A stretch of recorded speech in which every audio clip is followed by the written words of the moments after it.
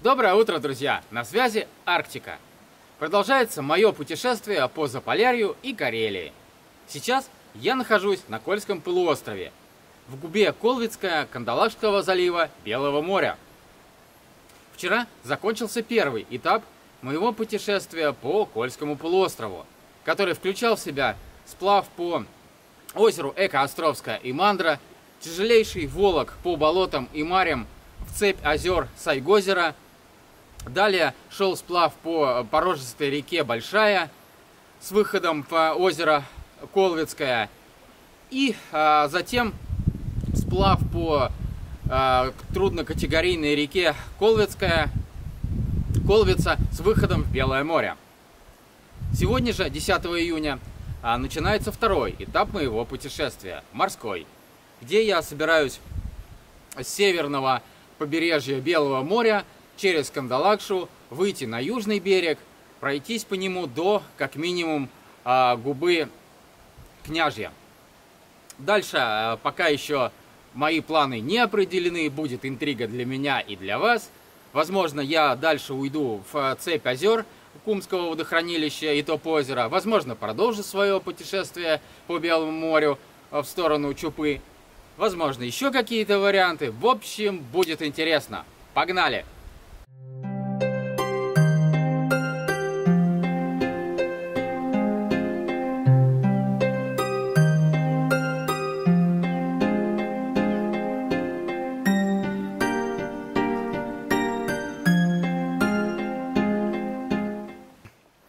Ну, а прежде чем мы с вами отправимся в путь, хочу показать место и стоянку, где я вчера устроился на ночлег. Это небольшая бухточка в Колвицкой губе. Вот такие вот огромные здесь лежат глыбы. На море, как можно видеть, сейчас отлив.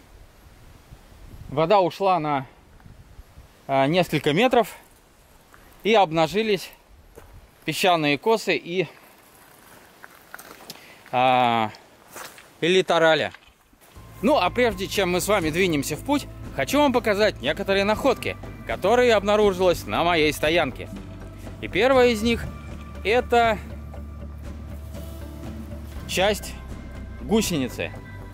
Скорее всего, от танка. Можно было бы, конечно, подумать, что это от бульдозера и трактора, но следующая находка, расположенная на стоянке, нам намекает на то, что это все-таки когда-то был танк.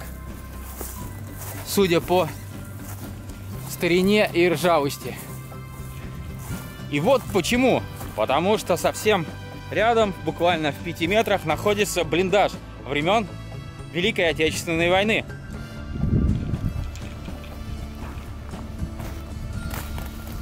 То, что это блиндаж, у меня никакого сомнения не вызывает.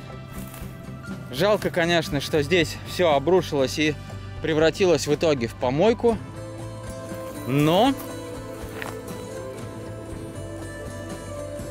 как мы видим, была вырыта яма, обложено все древесиной. Судя по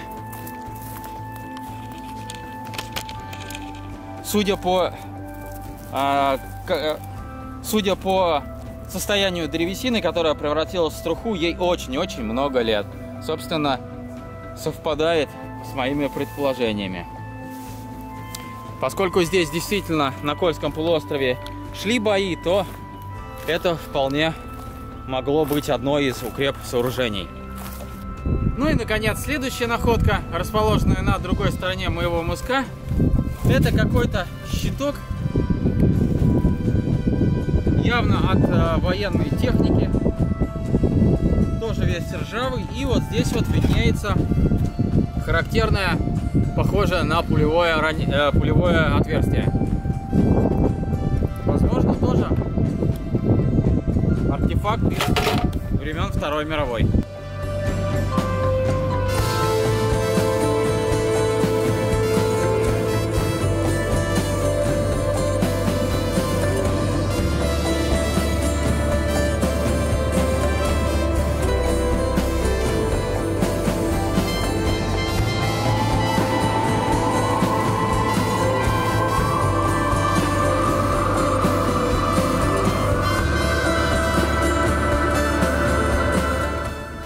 А вот на другой конце литорали, которая обнажилась в результате прилива, виднеется еще более грандиозный каменюка. Сейчас пойдем к нему подойдем. Ну как вам размерчик? Неплохой такой булыжничек.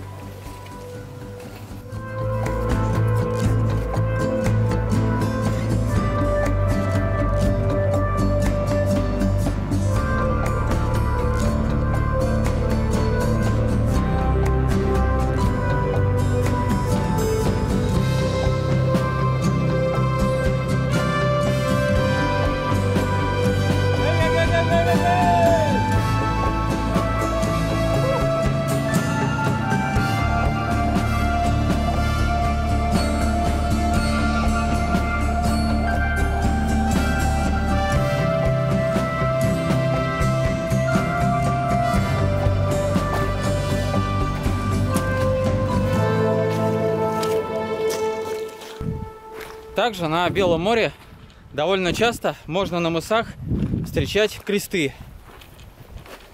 Вот как, например, здесь.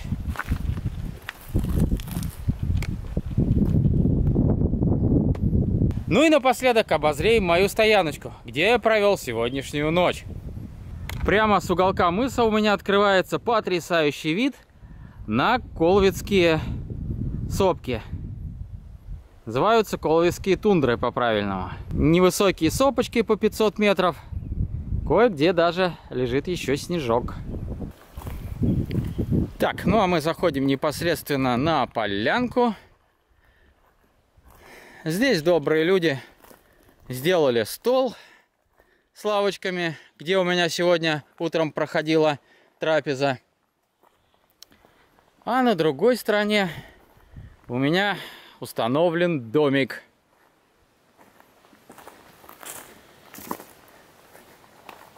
Рядом с блиндажиком. Так, а здесь у нас байдарочка ожидает своего спуска на воду. Уже порядком баллоны набрали воздуха на жарком солнышке.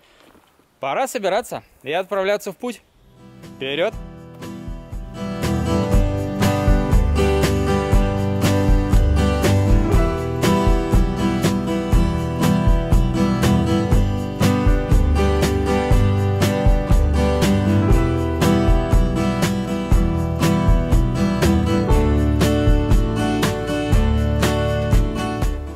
Совсем забыл сказать, что на стояночке прикреплена табличка на одной из елок, где красуется надпись «Владимир, 2006 километров». Видимо, здесь в 2019 году, судя по надписям на столе, останавливались мои земляки. Ну вот, к 11 часам утра удалось отчалить от моей первой стоянки на Белом море. И я выдвигаюсь в сторону Кандалакши.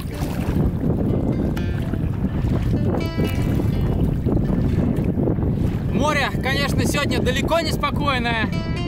На воде буруны, барашки точнее. Такая умеренное волнение. И, естественно, против ветра. Ну как же по-другому.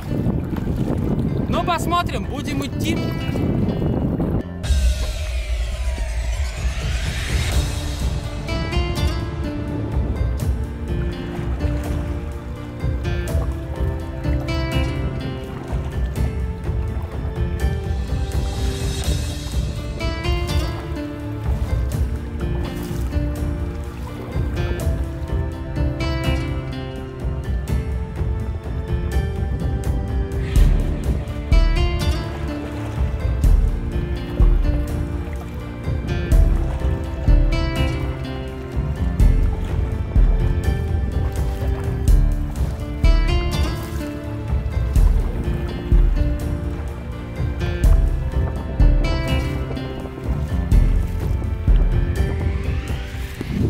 Эх, и тяжко, скажу я вам, братцы, идется против ветра, да еще и против волны.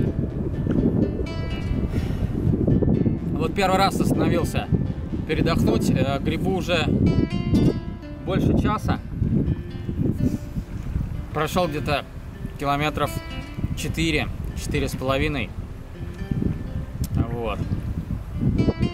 До выхода из Колвицкой губы осталось совсем чуть-чуть. Может быть, километр-два. И дальше уже пойду вдоль северного берега, в сторону Кандалакши. По-прежнему отлив. Ну, точнее, сейчас уже прилив пошел. Начинает вода поступать к берегу, а вообще вода отошла, как можно видеть, очень намного. То есть вот эти все прибрежные камни, они еще в воде. Как минимум наполовину. Так что, а вот эти камни, и вот это, где я сейчас нахожусь, вот эти камни, и вот эта бухточка, она полностью под водой. То есть отливы, приливы здесь глобальные.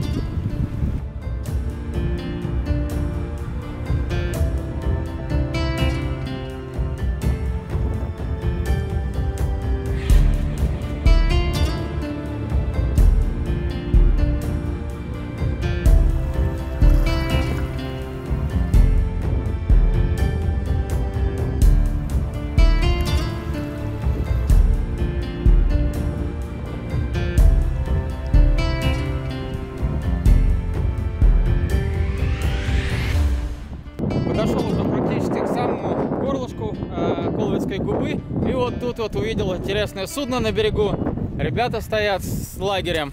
Решил выйти, познакомиться, посмотреть, что у них тут такое.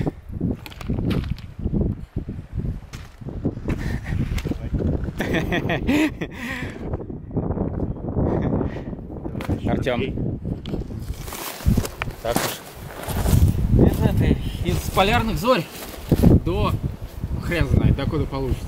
Хочу вообще кругом обойти все. Ну, то есть через Кумское водохранилище, через топ-озеро, вниз до Кимки, и с Кими подняться до Чупы обратно. Ну и, соответственно, вот я уже Кольский прошел практически половину. Ну, такое вот на 4 месяца. А из того, что получится, это я не знаю. Вот сейчас вот, ну, километраж, ты сам понимаешь, такое получается. Вообще никакой практически против такого ветра. Грибу, а по сути на месте стою. Не, ну как я пятерку где-то, ну от Колвицы вот отошел. Ну 4 месяца это нормально, так мощно. А да. Чего ты кричну? Классно. А вы что? Классно.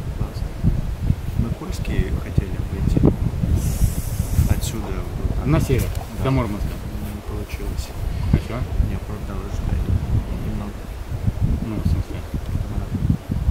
Ну, то есть не пустило море? Зачалился на мысу, который сильнее всего выдается вот в Колвицкую губу. И дальше, если посмотреть, берег уходит направо. Как говорится, направо пойдешь, в Кандалакшу попадешь. А налево пойдешь, в Баренцево море попадешь. Ну, естественно, огибая северный берег. Высадился на мысу в горлышке Колвицкой губы. И мой правый берег, соответственно, уходит уже в сторону Кандалакши направо, а левый в сторону Баренцева моря. Ну, а я, пожалуй, 5 минут отдохну, заодно осмотрю окрестные берега. Естественно, прямо здесь на мысу с красивым видом оформлены костровые очаги. Ну и, собственно, вдоль берега протоптаны тропки, удобные для передвижения. А берег, кстати, очень круто уходит вверх. И здесь совсем рядом подходит сопка вышиной 533 метра.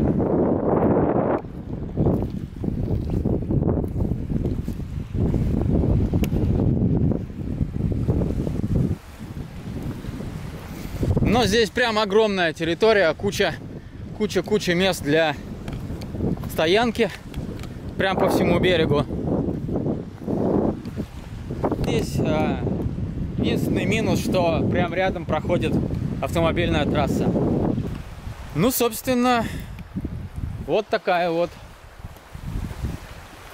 полянка, не полянка, такое вот местечко для разбивки лагеря. Кстати, довольно чисто. Неожиданно видеть, учитывая, что подъезд рядом. Сильно не намусорили. Молодцы. А тем временем у меня байдарка уехала. Но, правда, недалеко. Снялась с якоря и уплыла. Вот так-то вот. Надо привязывать сюда. Обязательно. Неукоснительное правило. Стоять! Да, еще пару слов, что касается группы туристической на катамаране, у которых я остановился. Дело в том, что разговор получился коротким, они уже собираются и уезжают, и не хотелось их отвлекать. Но суть в том, что ребята из клуба приключений питерского, и хотели они обойти Кольский с юга на север, соответственно, из вот Белого моря, огибая Кольский, прийти в Мурманск. Но дойдя до устья Варзуги, они развернулись, потому что не позволила им погода этого сделать. Но Белое море и тем более уж Баренцево очень коварные, и тут лучше лишний раз не рисковать. Так что вот, сейчас они уже едут домой. Ну, а я двигаюсь дальше. У меня еще все лето впереди. Погнали!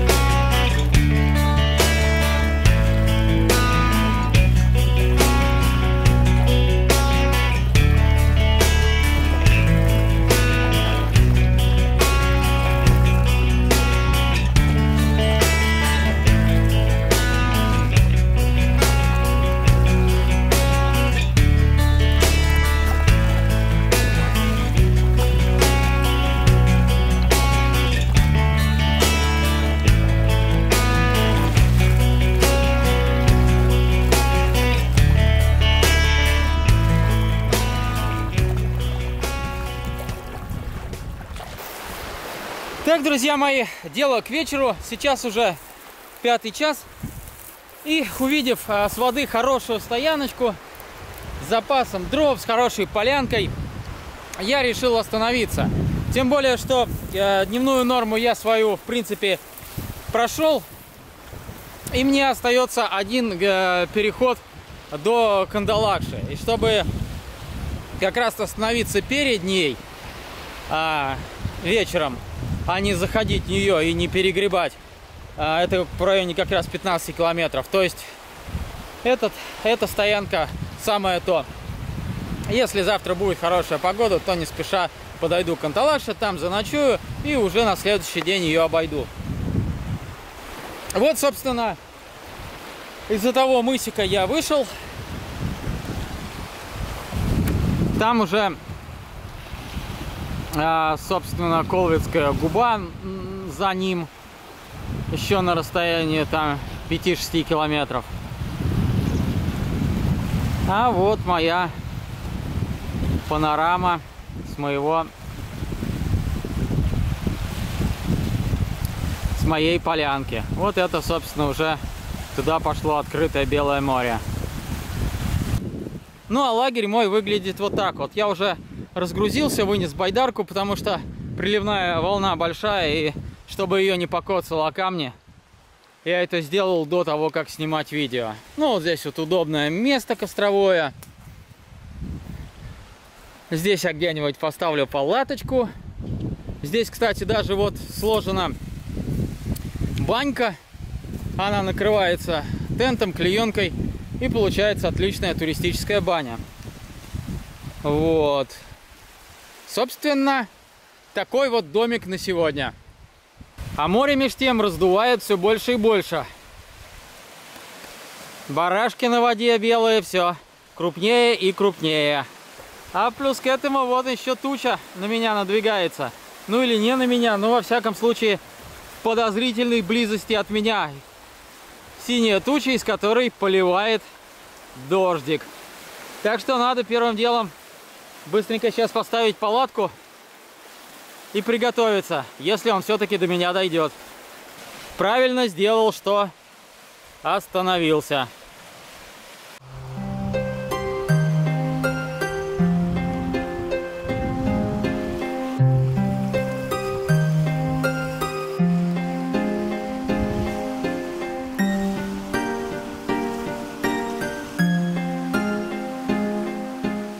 Эх, какой же все-таки кайф варить ужин с потрясающим видом на море и сопки.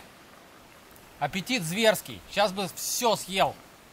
Единственное, что всего нет, есть только вот в данном случае пшенная каша. Когда же пойдет рыбалка? Непонятно. Может быть, сейчас поужинать, попробовать в море сходить, побросать спиннинг. Посмотрим. Дождик покапал и тучки унесло. Вышло солнышко. Снова стало очень жарко. У меня наконец-то скачался прогноз погоды. И сейчас 26 градусов. И будет еще так 5 дней. И сейчас у меня уже готовится ужин, пшенка. И буду ее выкушать с прекраснейшим видом на Белое море и колвицкие тундры. Вот сколько езжу в Карелию, и каждый раз не устаю поражаться красотам, которые здесь открываются взору. Вот до Кандалакши сейчас километров 15-16 всего. И такая красота вокруг. Это всего лишь там 10 минут на моторной лодке от города. Да, просто кайф. Никогда не замечали, что у камней есть какая-то своя притягательная сила? Вот я всегда, когда вижу какие-то огромные глыбы, подплываю, похожу вокруг, заберусь наверх. Доставляет мне всегда это какое-то внутреннее удовольствие. Есть в этом какой-то кайф. Приобщиться вот к этой вот природной глыбе. Исполинский размер, конечно. И здесь вот таких много. Это уже третий, да, который я вот снимаю, в кадры попадает. А еще другие, которые проходят мимо. Класс.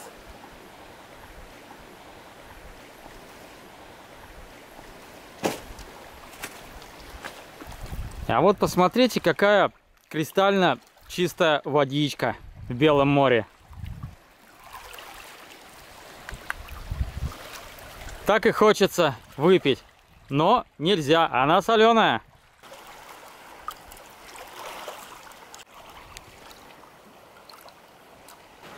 Друзья мои, ветер подуспокоился, вышло солнышко после небольшого дождичка. Правда, очень сильно лютуют комары, но когда солнце будет клониться к горизонту, кстати, сейчас полярный день, оно вообще не заходит, то есть ночью, вот, кроме того, что нет яркого солнца, абсолютно светло.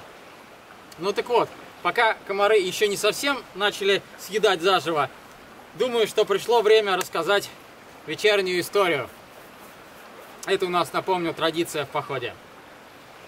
Так вот, река большая, с мелкими порогами, и река Колвица с серьезными порогами позади, а история, связанная с этим, не рассказана. Надо исправляться. Исправляюсь. Значит, был это мой первый поход по бурной воде. Река эта называлась Кередь, естественно, в Карелии. И тогда я шел первый раз, опыта совсем не было. Тем не менее, речка третьей категории сложности, там и вторые, и третьей категории пороги есть. Так вот, парочка совсем лютых я обнес, а вот все остальные я прошел, невзирая на то, что опыта совсем не было. То есть я сразу пошел на трешку. Все было задорно, весело, с кучей адреналина. И вот последний морской порог. Я уже на расслабоне, море уже практически рукой подать. Он не особо заковыристый, не особо сложный, просто затяжной и длинный. И вот я иду, вышел, как обычно, естественно, все пороги я заранее просматриваю.